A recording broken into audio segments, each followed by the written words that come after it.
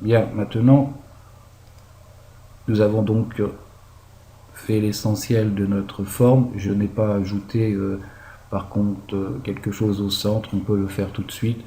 Donc là, soit vous allez chercher quelque chose, une image sur le net, tout ça, vous prenez l'outil forme personnalisée. Et là, moi, j'avais pris l'étoile, mais bon, vous avez d'autres petites choses que vous pouvez trouver ici, ou faire vous-même votre forme. Donc, j'avais pris l'étoile. Je vais la placer ici. Voilà. Et je vais la placer au centre. Je vais la pixeliser tout de suite et la centrer.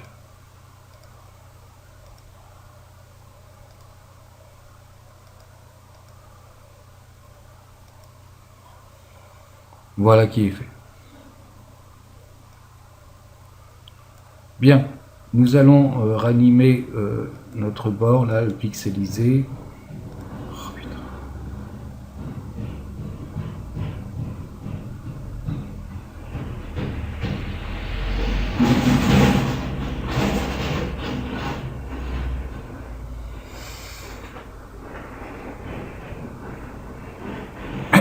Nous allons pouvoir virer extra pour pouvoir voir mieux ce qu'on fait.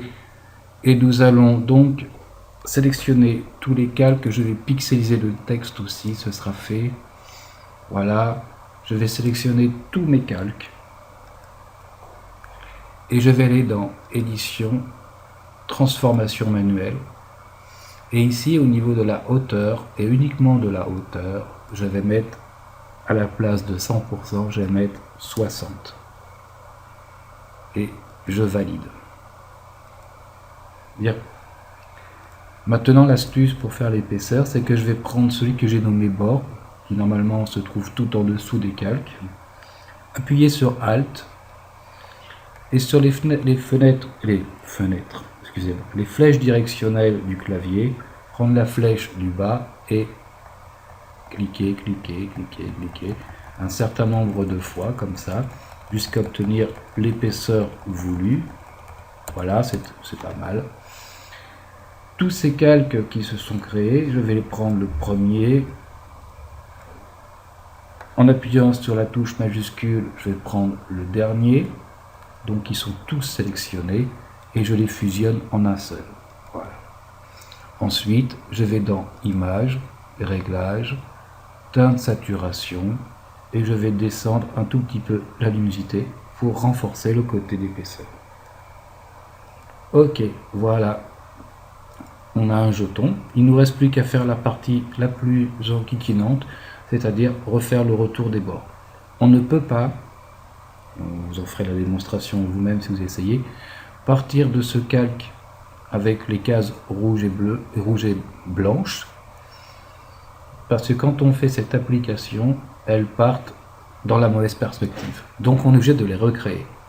Pour ce faire, je vais aller chercher l'outil forme, rectangle, simplement blanche, pas de contour, je le ferai ensuite.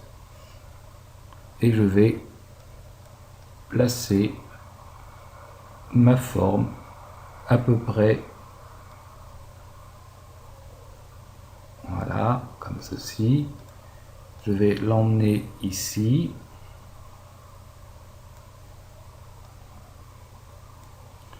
Je vais prendre édition, transformation du tracé, torsion.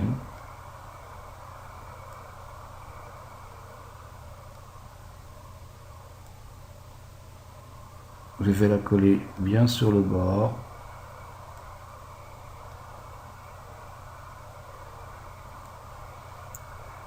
Et je valide.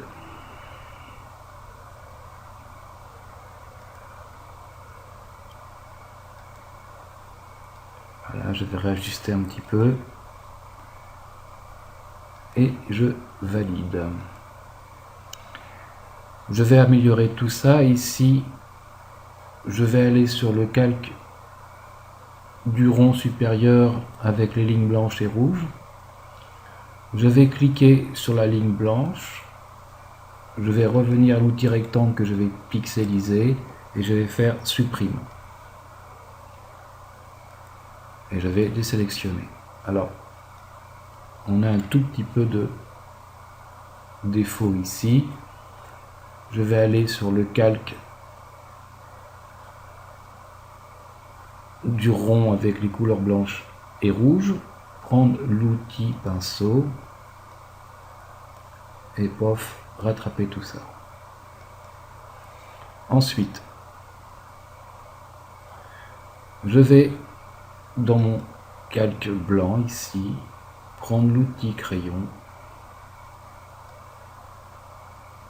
ou même l'outil pinceau, c'est pas un problème, prendre 4 pixels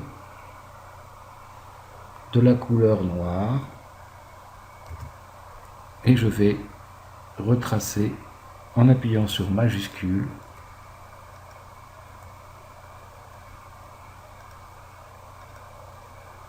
couleur noire.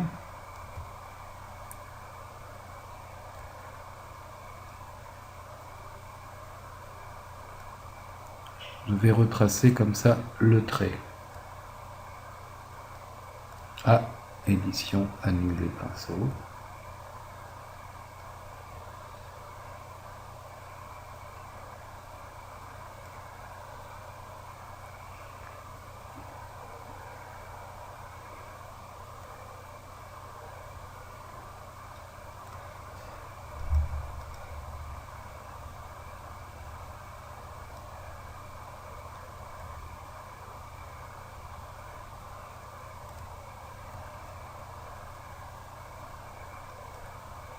Voilà. Bien, maintenant, les petites choses qui vont déborder, je vais sélectionner le dernier calque, celui du bord rouge. Prendre l'outil baguette magique, sélectionner à l'extérieur, voilà. Revenir à mon calque et faire supprime. Ok. Un petit défaut ici.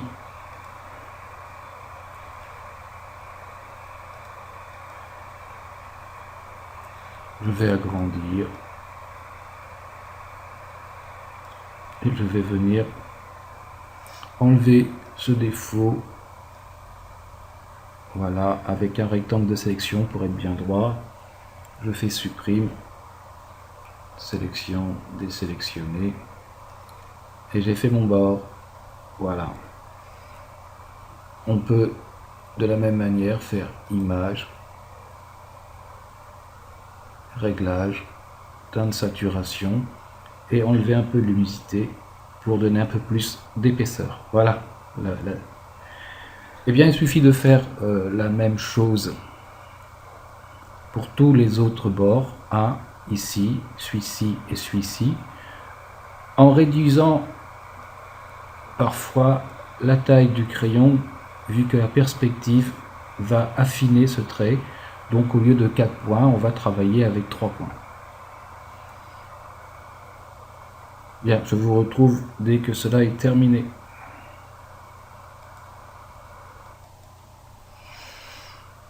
Voilà, donc j'ai terminé de peindre mes retours de blanc. Maintenant, ce que je peux faire, c'est appuyer sur la touche majuscule, CTRL, ALT et E, et j'obtiens une copie complète de tous les calques réunis sans avoir perdu les calques de départ. Bien. Ce que l'on peut faire maintenant, c'est calque, style de calque, ombre portée, lui mettre une ombre portée. Voilà, un peu de distance, un peu de taille. Ok. Pour réaffirmer le côté un peu 3D de notre réalisation. Pour obtenir des couleurs différentes, ce n'est pas compliqué, il faut pixeliser le style de calque pour ne pas être embêté. Ensuite, en sélectionnant ce calque, je fais image, réglage, remplacement de couleur, je sélectionne le rouge et je joue avec les teintes pour avoir toutes les couleurs possibles. On peut jouer avec la saturation